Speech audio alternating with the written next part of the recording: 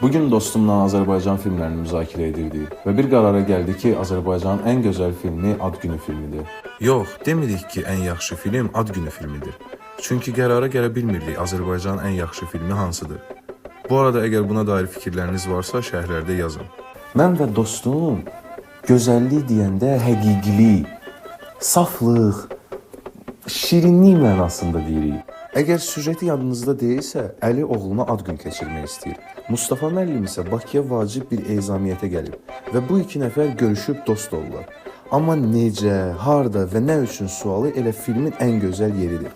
Filmin rejissoru Rasim Ocaqov, rollarda Hacı İsmailov, Şəfiqə Məmmədova, Şüküfə Yusupova, David Uplisaşvili, Fuad Poladov, Yaşar Nuri və digərləri çəkilmişdir.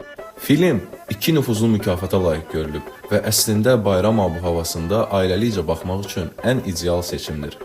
Şərhlərdə mənə səhifənin adını necə dəyişsəm yaxşı olar, onu yazın. İndinin özündə isə Pop Filterə bütün sosial şəbəkələrdə abunə olun, çünki Popun həmişə filtrdən keçməyə ehtiyacı var.